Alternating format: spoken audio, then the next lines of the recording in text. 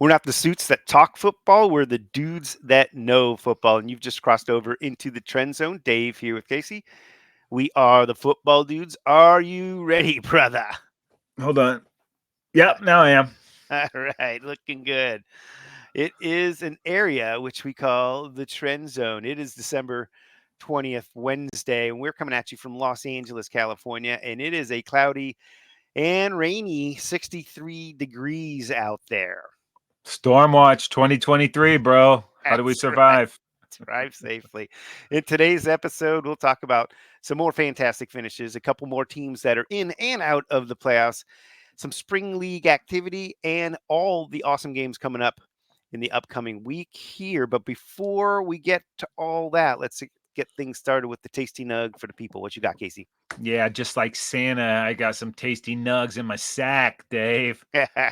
4 teams last week had the game-winning score in the final 2 minutes of regulation or overtime. That was week 15. Carolina, game-winning field goal as time expired. Cincy with that insane T. Higgins touchdown. Wow. Scrooge, the Vikings. Cleveland, part of our hair, y'all. Game-winning field goal, 34 seconds left.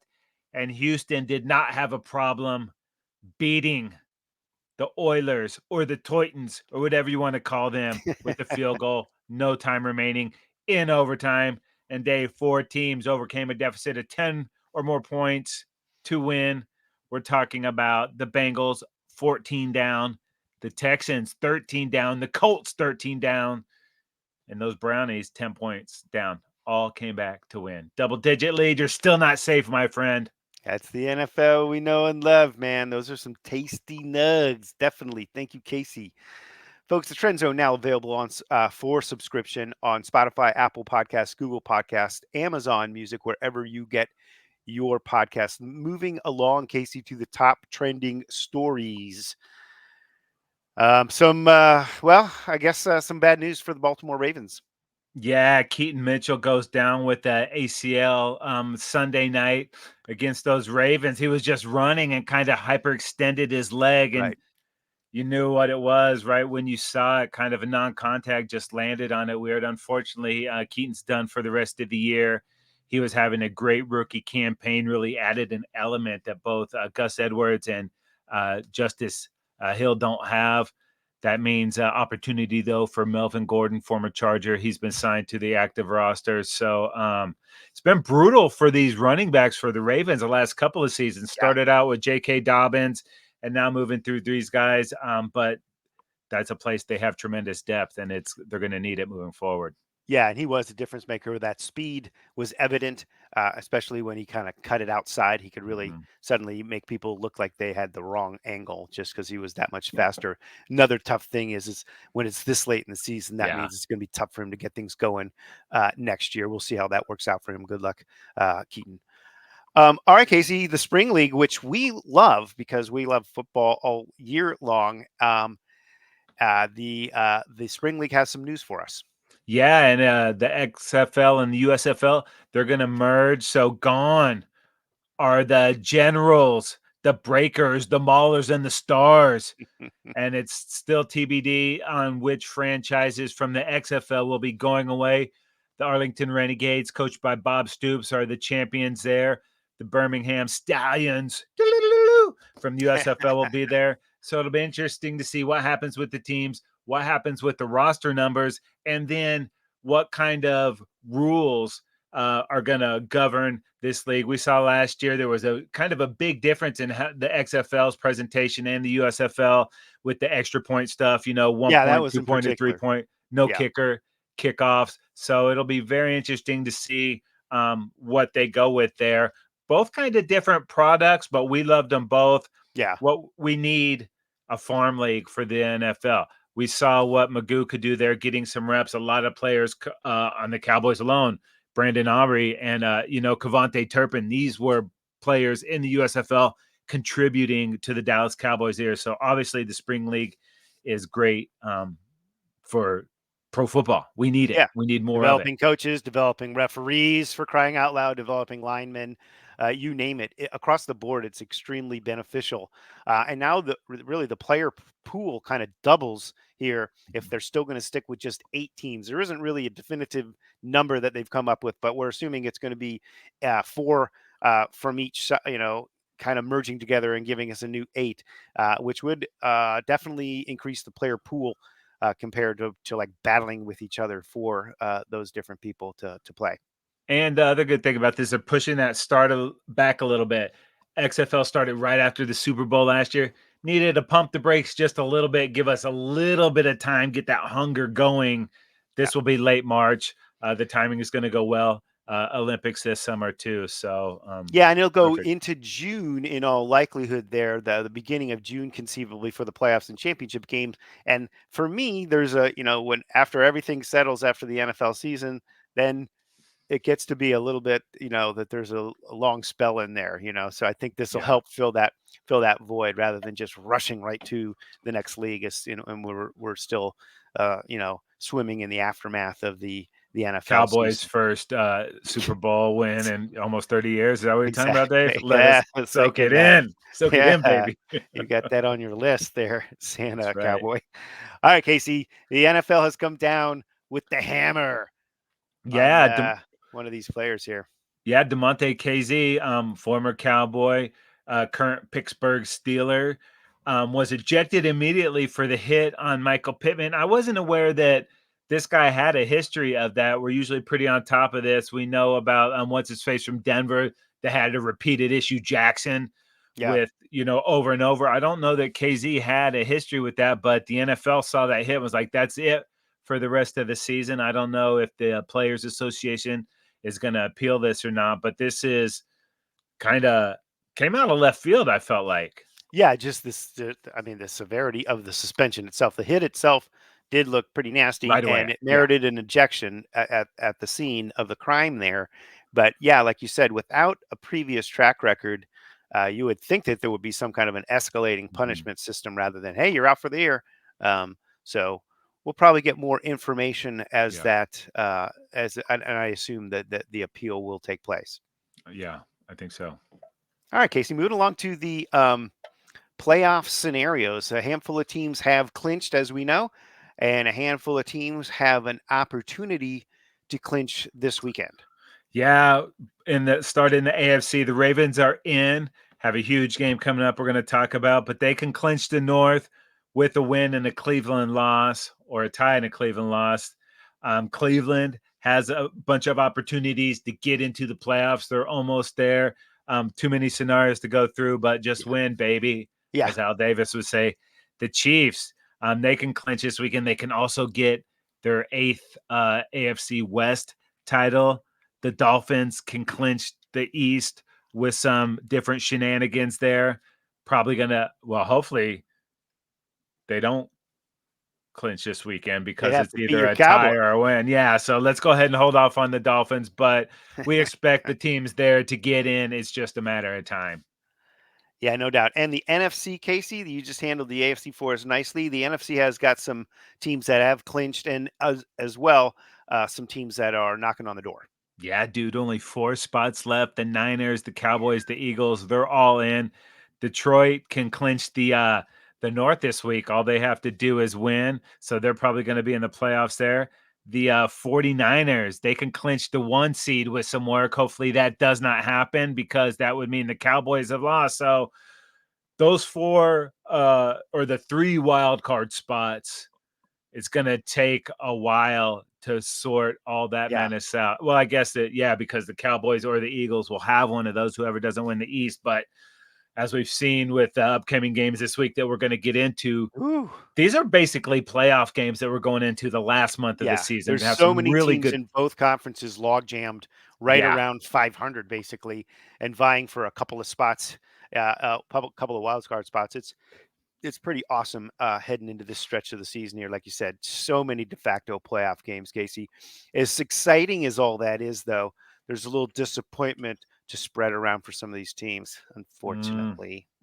I would pour this out if we we're outside, but we're in the studio, so I can't. But we're going to pour one out for the Durs. That's the Washington Commandos. If you're just joining the show, Arizona the Titans and the Jets, they join the Panthers and the Patriots in death.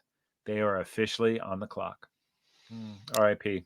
Our condolences to those players and fans of those squads. I cannot believe my Chargers are not on that list. I cannot imagine the mathematical wizardry that it would take to find out how the Chargers would find a way into the playoffs with 5 wins. Okay, moving along to the main part of the show that everyone tunes in for, Casey. It is the game previews. And man, like you said, do we have a lot of great games heading into week 16, man. Wait, what did you say? Yeah, going right into week 16 here. It's fantastic. Week 16? Week 16, sure. It's slipping away. Yes, it Hey, is. It really 3 does feel like it's weeks slipping away. left. Are you kidding Unbelievable. me? It's flying. And the NFL has done us a lot of favors in the next couple of weeks here with giving us a game here, another special game here, another time slot over there.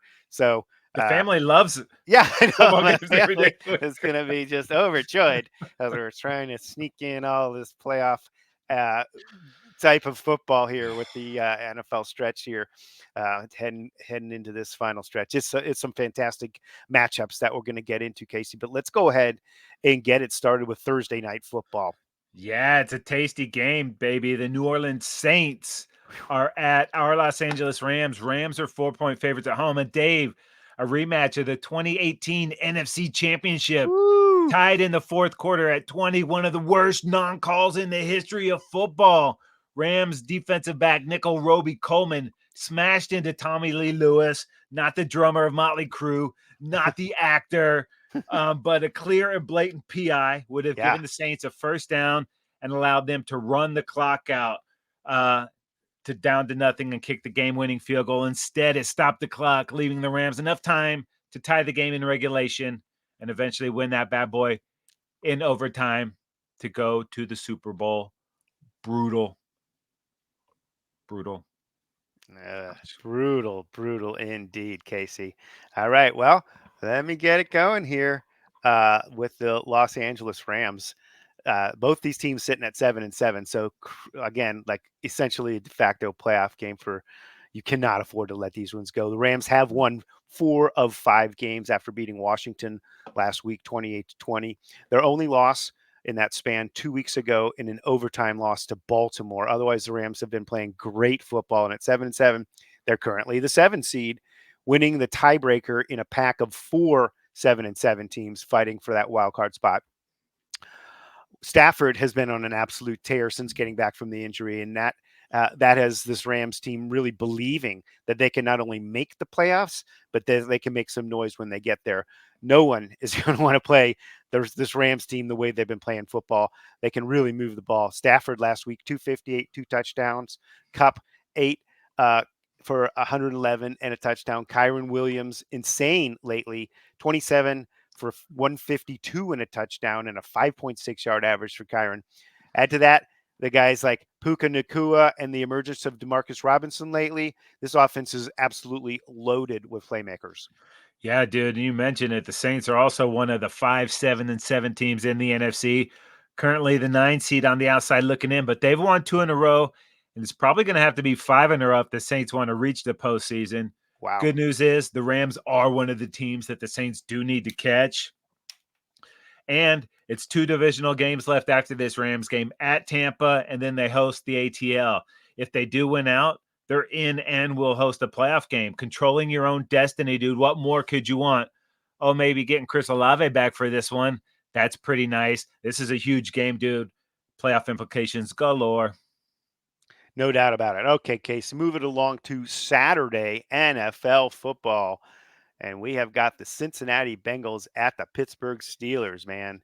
It's going to be a good football game. Yeah, dude, and I'm vibing this Bengals team, and I am buying the Jake Browning experience. He is playing outstanding football, 76 completion percentage in 4 starts. That's the second highest completion percentage. Sorry, tongue tied. I'm getting too excited about the experience by a quarterback in their first 4 career starts since back in 1950. The Who Days, baby. They've won 3 in a row, but are still looking for their first AFC North victory. they lose all the tiebreakers with all three of the teams in their division. Yeah. So they have to be in front of at least Pittsburgh to get into the playoffs. So this is, for the most part, a must win. It's definitely a must win, especially because they go to the Chiefs next week and then host the Browns in week 18. They won't have Jamar Chase in this one, and they won't also have the defensive nose tackle, DJ Reader, who is a huge part of what that defense was doing He's well. huge, literally. Oh, yeah. 300 plus, easy. But this team keeps defying the odds. So why not keep it going? I love the way they're playing. I love that running game. And I love what Jake Browning is doing, man. And Pittsburgh, a little bit different story, Dave, a little bit. Well, Pittsburgh currently the 10 seed. They've lost 4 of the last 5 and 3 straight, losing the Cardinals, Patriots, and last week to the Colts 30-13 with Kenny Pickett out and Trubisky really struggling. They move on to Mason Rudolph for his first start of the season. We'll see if he can provide a spark, as the offense has been completely inept all season. The team has yet to score 30 points in a single game this season and has finished with less than 20 points 9 times. They are minus 57 in the points differential, minus 57 for a team with a decent record, right? The stats on both sides, not good. The key to their early season success, the defense does not give up a lot of points, ranking tied for 9th at 20 points per game. And 21 takeaways and a +7 turnover differential has really aided them.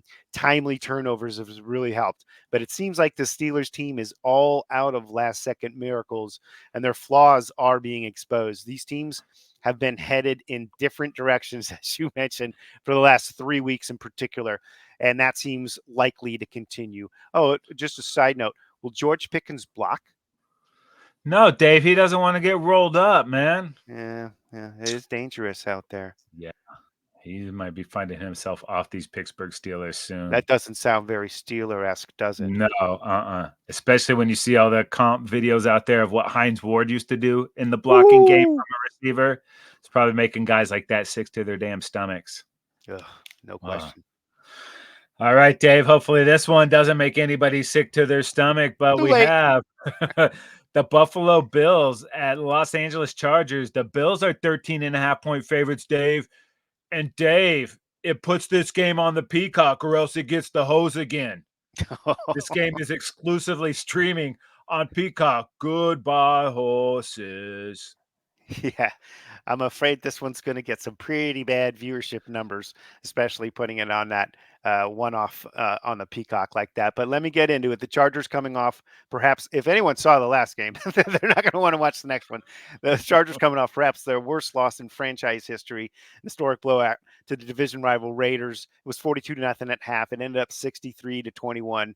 If you stuck around, the Chargers actually did put points on the board. Probably most people didn't see that part of the game. That result led to the firing of head coach Brandon Staley and GM Tom Telesco, both of whom are good guys who I like, but the results-oriented element of this business demanded change. Giff Smith, the outside linebackers coach, will be interim head coach Justin Herbert out for the season, so it'll be Easton Stick in his second start. And after a disastrous first half last week, he was able to put together, like I said, 3 touchdown drives. So the Bills are fresh off a dominant performance with a decisive win over the Cowboys 31-10, and that puts them at 8-6 in a 4-way tie. How dare you? Sorry, I said the word dominant like that because it was a 3 touchdown win over your Cowboys. That puts them at 8-6 in a 4-way tie for the last wild card spot. They currently lose the tiebreakers and are the 9 seed. The Bills got a ground game going last week in a big way with James Cook running for 179 yards and a touchdown, a 7.2-yard average. And add to that, receiving 2 catches for 42 yards and a touchdown for Cook. Josh Allen had modest numbers because there was really no reason to pass as the run was working so well. This game should be another dominant win for the Bills. Hopefully the Chargers will play enough to make a game of it for a little while. Yeah, dude. We need to see these Bills in the playoffs, man. I find them more exciting than a lot of those fringe teams. The Bills handle this the right way and some things go their way, they could still end up AFC East champs when all is said and done. So they feel like they're putting it together right now, and they cannot stumble against these Chargers. I don't think they will, but hey, Yeah. man, we've seen some crazy stuff this season already. So, Yeah, but the those any are given Sunday theory. Uh-oh, it's not a Sunday. All right. Moving it on to the early Christmas Eve slot here, Casey. Uh, we have got the Indianapolis Colts at the Atlanta Falcons. Falcons at home are favored by 1. Yeah, the Colts are 4-1 in their last 5, and they are one of 4 8-6 teams in the AFC. They're currently the 7 seed. Falcons back-to-back NFC South losses, including a brutal loss to the Panthers last Oh, week. They've dropped devastating. from the 4 seed to the 10 seed, and now 4 7-7 teams in front of them, including the Saints, who they play in Week 18. These Falcons probably have to go 3-0 to have any chance to make a postseason run. Artie Smith going with Taylor Heineke to try to jumpstart that run to the playoffs. Might be just a little too late, though, for those Falcons. They need to fly, not run.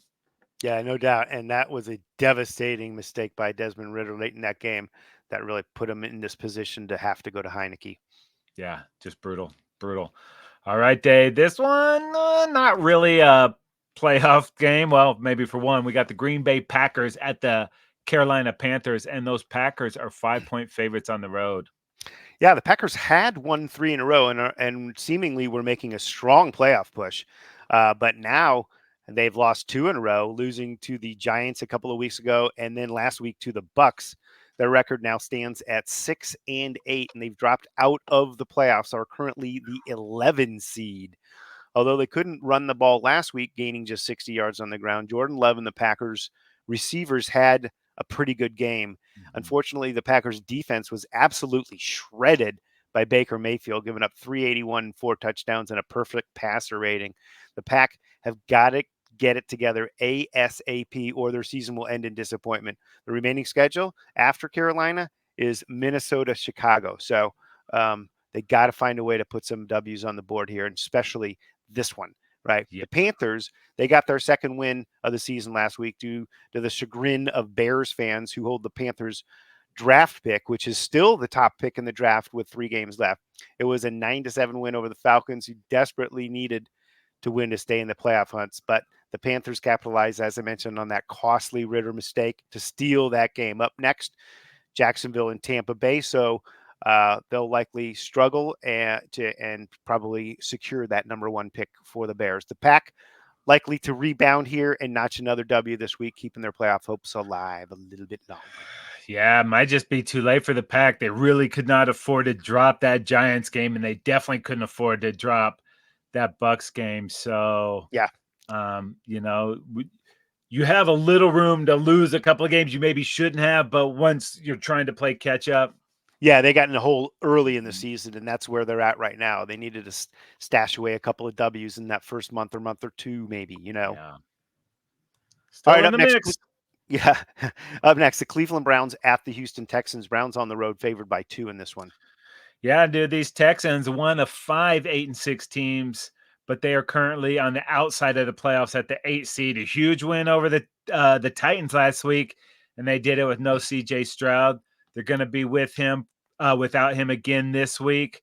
Yeah. Case Keenum, solid, very capable. He's been around this league a bunch, played with a lot of different teams. He's seen a lot out there, had the Minneapolis Miracle a few years ago with those Vikings. So this is definitely a quality backup. One of the best in league, if you ask me. If they can get another 170 scrimmage yards from Devin Singletary, 121 rush and 49 receiving yards, that would be huge. Noah Brown also has really stepped up in the absence of Tank Dell.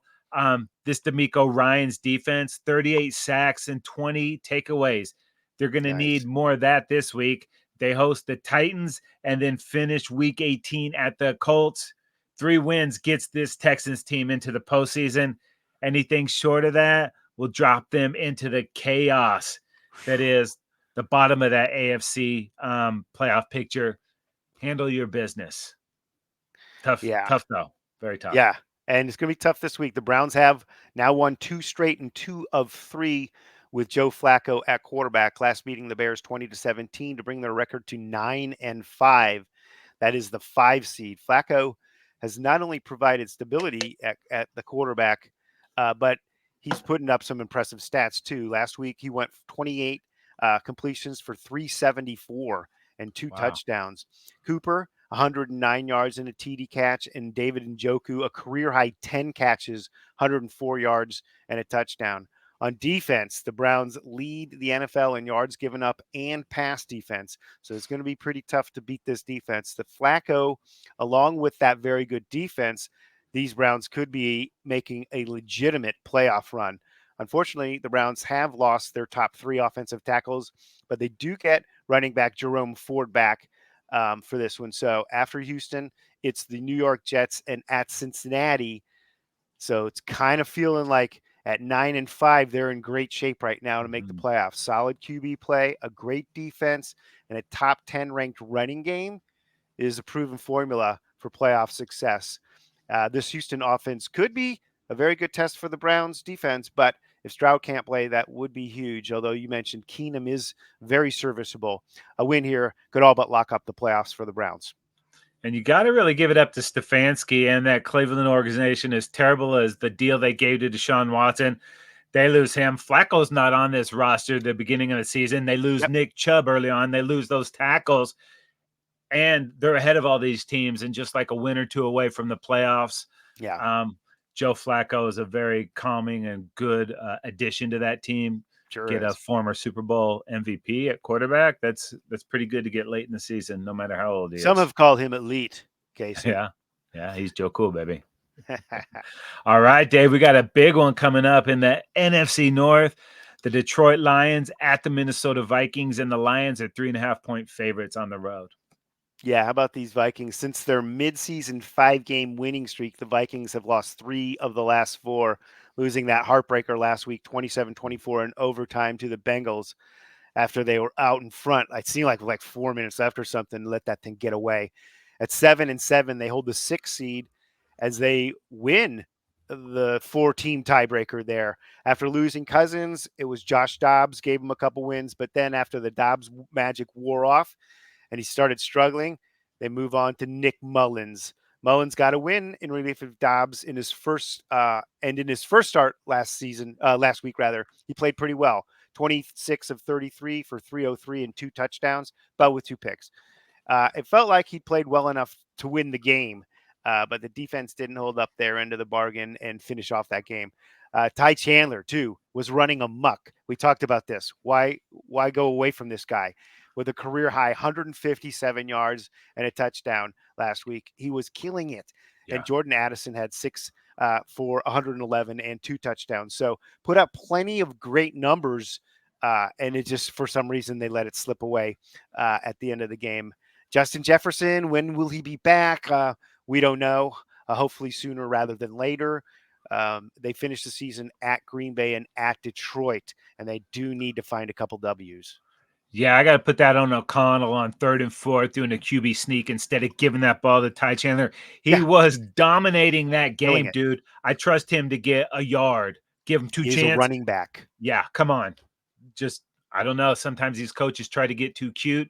This might cost the Vikings a chance at the playoffs, especially because, man, these Lions bounced back last week with an emphatic win over the Broncos. And as good as the offense was, I was more impressed with the defense, specifically how that defensive line absolutely dominated the Broncos up front, man. They were killing them every which way. They pressured Russell Wilson on 51% of his dropbacks. That's a league-leading 5th time that they've done that at over 50%, this Lions front. So they are getting after quarterbacks, and it actually seemed like it was worse than 50%. They were smothering Russ, hitting him all over the place, dude. More domination, though, from this Lions offense, too. Sam Laporta, 3 touchdowns last week. But here's why these Lions can be a very dangerous team in the postseason. Over 50% of their rushes on first down go for 4 or more yards, dude. Yeah. That leads the NFL. Yeah, that puts you in front of the chains. It's just so nice to face that 2nd and 4. Hmm. So then you show him play action. Jared Goff, 59 completions of 20 plus yards. That's good for third in the NFL.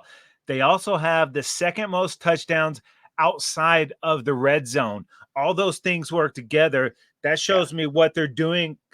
Everything is a team, man. It's all encompassing. So they might be the most well-balanced team besides the 49ers in the NFL. And when all those things are clicking, the Lions are a problem, dude. They still have an outside chance at the 1 seed, probably no worse than the 3 seed at Dallas next week. And then, like you said, they host the Vikings week 18. This Lions Woo. team feels to me different than Lions teams in the past. We'll see, though. Oh yeah, they'll I'm bite your stoked. kneecaps. That's right. All right, up next, Casey. The Washington Commanders are at the New York Jets. The Jets are favored by 3 in this one. Hey, the Jets are favored by 3. All right. Now you're just making stuff up. I'm reading it right there. Oh, what does that say about the opponent, dude? Such high hopes for both of these teams going into the season. The Durs currently with the 4th pick in the upcoming draft, maybe shopping for a new quarterback, most likely shopping for a new coach. The Jets are one of 5-9 teams and currently have the 7th overall pick. Their plan was to have a 39-year-old Aaron Rodgers lead the team this season. Their plan is now to have a 40-year-old Aaron Rodgers coming off an Achilles tear to lead this team next season. Lots of uncertainty around both of these teams. I don't know if anybody wants to win this game or not because we're looking at draft capital. Yeah, at this point, better if you take a loss in this one, unless you are, of course, trying to hold on to your job from one of these franchises. And I think Salah's going to be safe, considering the Yeah. injury to Aaron Rodgers. I think that just buys him a year. Yeah. Rowboat Ron, probably not so much. Nah, maybe not. All right, Dave. Up next, we have the Seattle Seahawks at the Tennessee Titans, and the Hawks are 3-point favorites on the road. Yes, and the Seahawks had lost 4 straight to the Rams, 49ers, Cowboys, and 49ers. So, I mean, tough games, but Yeah. nonetheless, losing 4 straight again before getting a huge win on Monday Night Football, beating the Eagles 20-17 on a late go-ahead TD drive led by Drew Lock, excuse me. That put right, shooting laser beams. Right. That put the Seahawks at 7-7 in a 4-way tie for the last 2 wild card spots. They currently lose the tiebreaker and are the 8 seed outside of the playoffs, making this a de facto playoff game. Geno Smith, who had been playing really well and missed the last 2 games with that groin injury, but he was healthy enough to be active for last week's game, and it looks like he's a full go for this game. So that's good news. Geno back in the action there. And if something were to happen, they know, hey, Drew Lock has shown that he can get it done too. Titans came up short last week, losing to Houston in overtime by a score of 19-16 to drop to 5-9, and as a result, are mathematically eliminated from the playoffs, as we mentioned earlier. Adding injury to insult, in overtime, the rookie quarterback Will Levis got his leg pinned under a Texas defender, taking his 7th sack of the game. Apparently, not as bad as it looked, though. And they're hoping it won't even keep him out of the action this week. I know it looked pretty bad initially. Yeah. More snaps that he gets, the better, just for his overall development heading into next year. He's fun to watch, and we need to see him get those snaps, take those steps forward, get through the mistakes and stuff. This team is likely to have a top 10 pick in the draft too. So maybe pair him up with somebody next year, try and build around him. Yeah, Seahawks, man, they're fighting for their Seahawk life out there. I don't know if you saw the video of Pete Carroll's post-game locker room speech. It was pretty awesome. It's hard to think of that dude as the oldest coach in the league. Yeah. But he's spry, baby. Pete still got it. All right, let's move it into the late slot, Casey, for Christmas Eve. Oh, yeah. We got Jacksonville Jaguars, baby, at the Tampa Bay Bucks. And those Bucks are 1-point favorites at home. Yeah, and these Jags, they have lost 3 in a row. The Bengals, Browns, and then losing to the Ravens last week. So, again, some tough teams, but losing those football games at 8-6. They're still in first place in the AFC South, and they are the 4 seed. But that lead is now based on them winning the tiebreakers as both Indy and Houston have caught up to the Jags, and all three teams are now 8-6.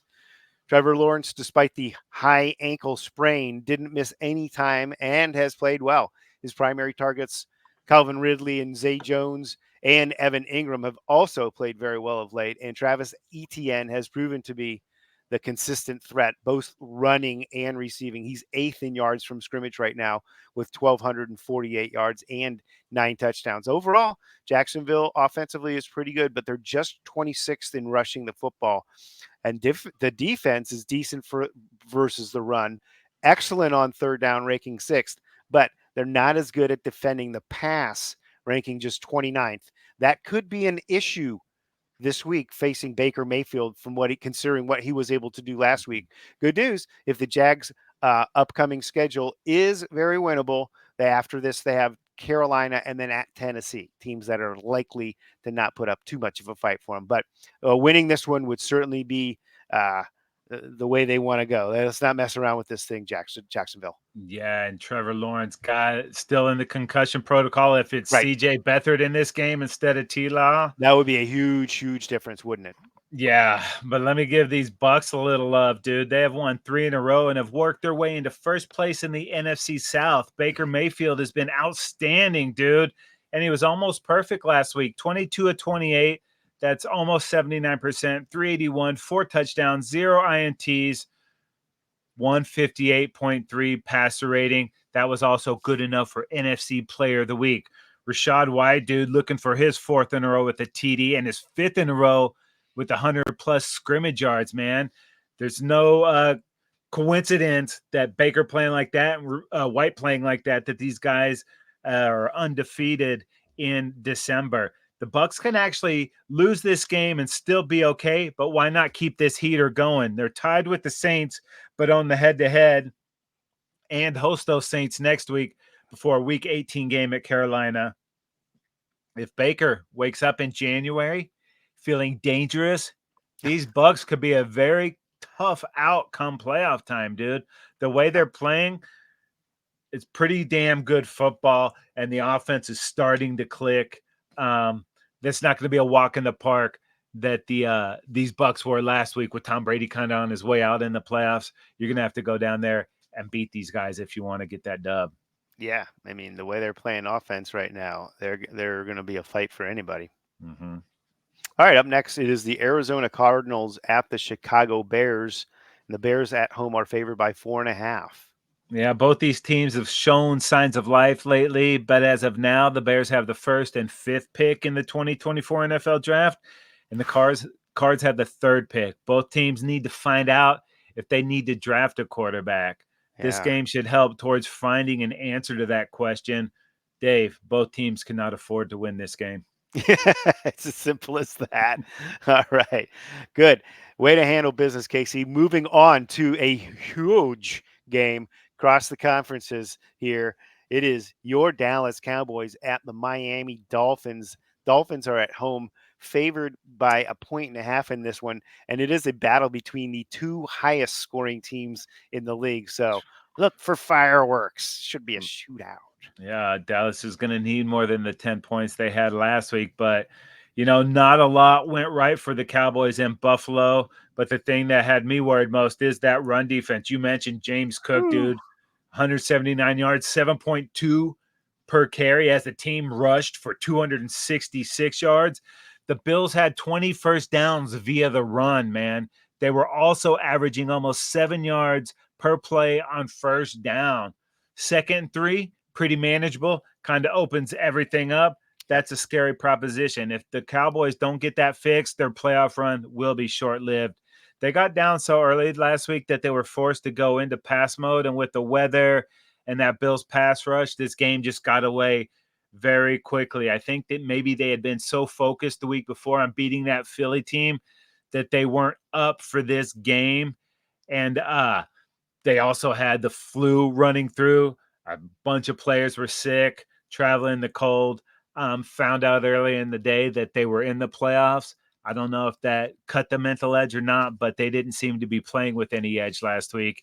And in my opinion, dude, these Bills are much better than the record The Oh good yeah. news, though, for the Cowboys, there is still a path to winning the NFC East and hosting a playoff game. It starts with the boys being huge Tommy Cutlet fans down the stretch. Hey, come on. What are you talking about, Dave? There Come you go. on. You getting All a little right. Dolphins love? Are you Yeah, just used sure. to me going about 10, 15 I minutes on was, the Cowboys? yeah. Yeah. Okay. And the Leave me hanging here. defense. All right, let's move it on to this Dolphin squad. Why not? They have won 4 of the last 5. Last week, shutting out the Jets 30-0. They were the top seed in the AFC for just 1 week before losing 2 weeks ago to the Titans. And at 10-4, they are currently the 2 seed, a game behind Baltimore and a game ahead of Kansas City for that 2 seed. They still have a 2-game lead in the division over Buffalo. But if they want to earn that number 1 seed and the bye, they will likely need to win out and have Baltimore also take a loss along the way. After Dallas, the schedule is very tough. It's Baltimore, at Baltimore, and Buffalo. So they do have their destiny in front of them playing at Baltimore. So and then they'd have to finish business with the Bills. As far as the narrative goes that the Dolphins can't beat good teams, Mike McDaniel said, with all due respect, F off, with all due respect. Love it. They will have a chance to prove they can beat good teams in the next 3 weeks, obviously. And the Dolphins do lead the NFL in total offense and in scoring offense. And even with Tyreek Hill missing last week, he still leads the NFL in receiving yards with Wow. 1542 and 12 touchdowns. He could still easily achieve his goal of 2,000 yards. He just has to average just under 153 yards a game for the remaining 3 if he's good to go. The Dolphins were still very productive last week. Tua, 21 of 24. That's 87.5%. I mean, he's very efficient for 224 and a touchdown. Waddle picked up the slack. He had 8 catches for a season high 142 yards and a TD, and Mostert had 2 rushing touchdowns there. Dolphins defense was productive too, though. How about linebacker Bradley Chubb? Had 3 sacks, 2 forced fumbles, and a fumble recovery last week. He now has 9.5 sacks on this season and a league high 6 forced fumbles. So this game will test the Dolphins on both sides of the football and also, obviously, their ability to beat a good team. Yeah, all that stuff happened. It was the Jets, Dave. Come It on. was the Jets. Yeah. Easy stuff. Okay. Oh, and we thought we were getting a Christmas present. I don't know. Not so much. We have the New England Patriots at the Denver Broncos, and the Broncos are 7-point favorites. Yeah, thanks a lot. Now on Christmas Eve, I'm going to have to be watching a football game because I'm a nut like that. I can't skip this thing, Casey. It is, yeah. Let's talk the Pats though first. It's having their worst season in a long, long time. Entering this game with a record of 3-11 after losing 27-17 to Kansas City. That record would give them the second pick in the draft if it started today. QB again, an obvious need, and there are lots of prospects in this year's draft. Since Mac Jones is benching, it's been Bailey Zappi for a handful of weeks. There have been good moments, but not enough. And the Pats are -8 in the turnover differential. Ramondre Stevenson remains questionable. And up next on the schedule after Denver, it's Buffalo and then the Jets. So they could certainly secure a very high draft pick. How about the Broncos? Since starting the season 1-5, the Broncos had won 5 in a row, but have since lost 2 of the last 3, getting blown out 42-17 last week by the Lions. They're currently the 11 seed and need to string together some wins to give themselves a chance to make the playoffs. Creating turnovers was critical during the Broncos' resurgence. And they're tied for 3rd in the league with 24 takeaways, and they're +5 in the turnover differential. But it seems like the turnover luck has kind of run its course maybe for them a little bit. It seems the last handful of weeks it has, and the Broncos have struggled as a result. Russell better watch what he does or says, or he'll likely receive another vicious reprimand from Coach Wannabe Parcells. This Broncos team will likely get a win this weekend versus a bad Patriots team, but will it really matter in the big picture? They finish off with the Chargers and the Raiders, so running the table and sneaking into the playoffs is a legitimate possibility. Yeah, that's about the only good that can come out of this game, or the bad, depends who you ask. Let's go ahead and talk some more AFC West, Dave. It's the Las Vegas Raiders at the Kansas City Chiefs. Raiders Those had Chiefs lost. are Yeah. 10-point favorites. Chiefs 10-point favorites. Well, that's not even that many points, is it? The Raiders had lost 3 straight until annihilating the Chargers 63-21, setting a franchise record for points scored in the game. The onslaught was fueled by 5 turnovers that resulted in Ugh. 35 points. 2 TDs scored by the defense as well. Hardly a formula for future success, but it was a solid win and a strong statement for interim head coach Antonio Pierce's quest to earn the head coaching job on a permanent basis. More compelling case would be if the Raiders can beat the Chiefs team that has struggled to find consistency on offense. Is there a chance for a 6-8 Raiders squad, currently the 12 seed, to get another win and maybe make an unlikely playoff run? A roaring sea of red in Kansas City stands before them. Can they overcome the odds? Highly doubtful, Dave, because isn't it so Chiefs-like that when the Chiefs are struggling, they still have their 11th straight winning season and can clinch their 8th straight AFC West title? Yeah, I like to It's struggle like that once in a while. yeah. But that being said, it does feel a little different this year. They Yeah. aren't showing us those epic Chief moments that we're used to. They're not dominating as they have the last few years. And it seems like they have to work for everything. When stuff just kind of fell into their lap, that's not seeming to be the case this year. And more often than not, there's a lack of attention to detail. And the execution of the little things has not only been missing, it's been very costly. We've seen it over and over. It's like a Yeah. reoccurring theme with this team this year.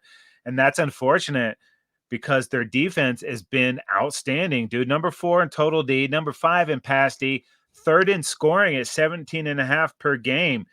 And they've needed every bit of that as the team is -8 in the turnover ratio. When have you seen that from this Chiefs team? It just doesn't happen, dude. Yeah. That being said, there's about 28 teams that would kill to have Chief problems, but even so, there's going to be bad blood if they can't shake it off. Dave, those are Taylor Swift songs. Oh, okay. Yeah.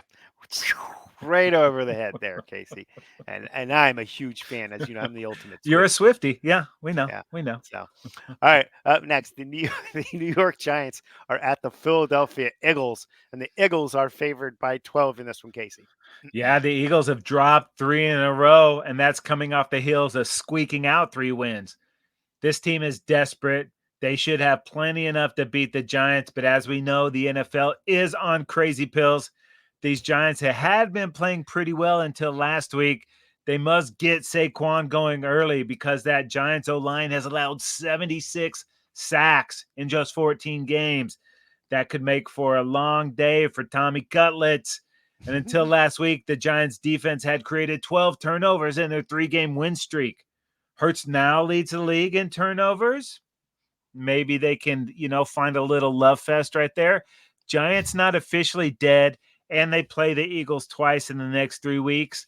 Can they muster up enough NFC East hate to pull off the upset? As Mo Green found out, Dave, don't ever take sides with anyone against the family again.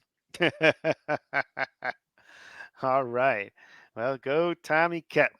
Let's see how it goes. He's going to have to beat the Eagles twice for that long shot to make the playoffs there, right? All I right. just need them to beat them once, baby. Come Yeah, on. right. Here's one will Twice do. will be nice, but once is enough. All right, Casey, let's talk about this next game. It's a big football game. It's the Baltimore Ravens at the San Francisco 49ers. Niners are at home playing great football, both these teams. Niners are favored by 5.5 at home. The 11-3 Ravens and the 11-3 49ers on Christmas night. It'll be a rare opportunity, Casey. The first time in 30 seasons that the two teams tied for the best record in the league play week 16 or later. That year, Casey, the Cowboys and Giants were both 11-4 when they met in the regular season finale. Not really sure what happened at the end of that season, though. I don't know if we have any historians in the building. Might have been your Cowboys. How about them Cowboys? How about them I Cowboys? knew you were, Dave. Come on now. Let me talk about these Ravens. This is not only a potential Super Bowl preview, it's also a rematch of the Blackout Bowl, or what some call Super Bowl 47, had that hot Oh, Harbaugh on Harbaugh action, where that's right. current Brown and former Super Bowl MVP Joe Flacco threw 3 touchdowns for the Ravens, in addition to a 108-yard kickoff return for a touchdown by who some would call Jacoby Jones. All of it led to a 34-31 Ravens championship that sent Ray Lewis off into the sunset and straight into the Hall of Fame. You mentioned how good these teams are. Both of them currently the 1 seed in their respective conferences, and both have QBs putting together MVP seasons. Lamar is rewriting the record books and redefining the way the quarterback position is played. But unless you have a super freak athlete like Lamar, his rewrite is uniquely his own. He's thriving in this Todd Monken offense. Last week versus the Jags, the Ravens, only 47 first half rushing yards. In the second half, 204, completely taking the game over. Even though Jackson only needs 9 rush yards for his 5th straight season with 750 or more rush yards, dude. He's Wow. also making plays with his arms. Just a sick throw to Isaiah Likely last week. And Likely, dude, since Andrews went down, he's looking for his 3rd game in a row with at least 5 catches, 70 yards, and a touchdown. Rookie Zay Flowers leads this team in receiving. Ravens also the number 1 rush team, the number 4 scoring team, and defensively, maybe even better than that offense, dude. 50 sacks, 21 takeaways, the number 1 scoring defense, giving up just 16 points a game. Lamar needs to be special, though, in this game, and he usually is on Monday night. 15 TDs, 0 interceptions, a 118.2 passer rating, and 6 career starts on Monday night. And Lamar is 19-3 versus NFC teams, but this 49ers team is pretty damn special too, and they might just be the best team in the NFL, Dave. We're getting a sweet, sweet Christmas presents. Broncos, Patriots, not so much. Ravens, 49ers, we did something right, baby. I think these teams are special. Yeah, special. The 49ers, as you mentioned, appear to be the team to beat in the NFL. They are stocked at every position on both sides of the ball. Coming off another impressive win, 45-29 over the Cardinals. That got them to the top seed in the NFC with that 11-3 record there. They have clinched the NFC West division title, and their net points are plus 191, best in the league. MVP favorite QB Brock Purdy leads the NFL in TD passes with 29, passer rating at 119, and ranks 2nd in pass yards with almost 3,800. Wow. He has 6 games with 130 plus rating this season, tied for most in a season in NFL history. His 13 career games with 110 plus rating Wow. are tied for 2nd most by a player in his first 2 seasons all time. Presumptive runner-up at MVP, Christian McCaffrey, had 187 scrimmage yards and 3 TDs last week. He leads the NFL in scrimmage yards with 1,800 plus yards and rush yards with almost 1,300. And he ranks tied for first in scrimmage TDs with 20. So wide receiver Deebo Samuel, he had 2 TDs last week. Throw in Brandon Ayuk and George Kittle. And this group on offense are a nightmare for defensive coordinators. Oh, and they're really good on defense too, ranking 3rd versus the run, 2nd in points given up at less than 17 a game. And it really feels like this top seed in the NFC, they are Super Bowl bound, it feels like to me. Is it too early to crown them, Casey? Too soon to crown them? Now, if you want to crown them, then crown their ass. But I'm not crowning them. okay. And I think this team, though, you have to knock them off in order to get to the Super Bowl. It seems like Super Bowl is going to go through San Francisco on the NFC side for sure. Yeah, it feels that way, and this game will be a good barometer of that. They have a chance to bully the Niners if they can. We just haven't seen it happen.